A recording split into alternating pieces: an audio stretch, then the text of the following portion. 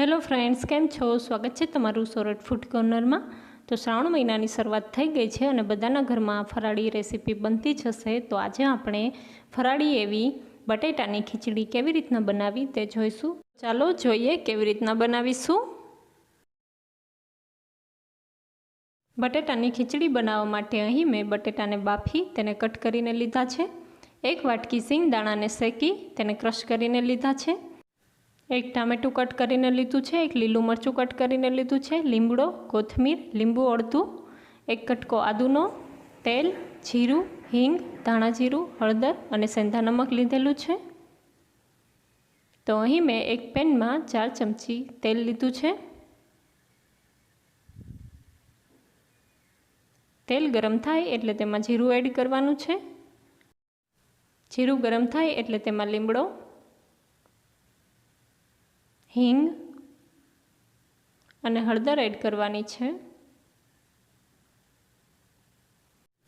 હવે તેમાં કટ કરેલ લીલું મરચું એડ કરીશું,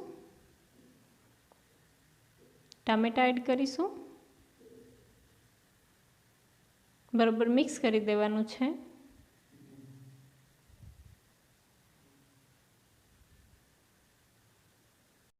ટામેટાં ચડી જાય એટલે તેમાં સ્વાદ મુજબ મીઠું એડ કરીશું, અડધી ચમચી ધાણા જીરું એડ કરીશું, અડધી ચમચી હળદર એડ કરીશું અને બરાબર મિક્સ કરી દેવાનું છે। હવે મસાલા થોડા ચડી જાય એટલે તેમાં બાફેલા બટેકા એડ કરી દઈશું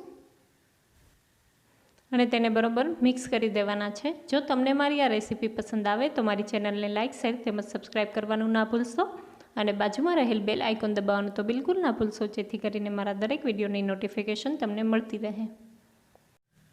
હવે બટેટા બરાબર મિક્સ થઈ ગયા છે। અહીં મેં તેમાં અડધી ચમચી ખાંડ એડ કરી છે। જો તમને ગળ્યું પસંદ ના હોય તો નહીં એડ કરો તો પણ ચાલશે। અડધું ફાડું લીંબુ એડ કર્યું છે।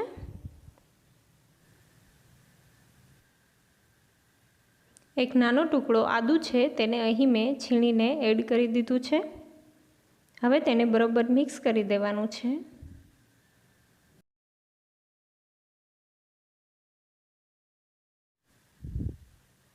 હવે તેમાં જે સિંગદાણા શેકી અને તેનો ભૂકો જે બનાવીને રાખ્યો હતો તે એડ કરીશું અને બરાબર મિક્સ કરી દઈશું।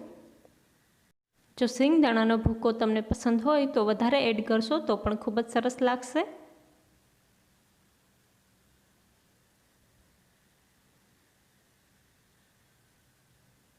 હવે તેમાં જરૂરિયાત મુજબ કોથમીર એડ કરી અને ગેસને બંધ કરી દઈશું। હવે આપણી ખીચડી બનીને તૈયાર થઈ ગઈ છે, તો તેને સર્વ કરીશું। જો તમને આ રેસીપી પસંદ આવી હોય તો કમેન્ટ બોક્સમાં જરૂરથી જણાવજો અને એકવાર ટ્રાય કરી અને પણ જરૂરથી જણાવજો કે કેવી બની છે। અને જો તમારા કોઈ સજેશન હોય તો તે પણ કમેન્ટ બોક્સમાં જરૂરથી જણાવજો।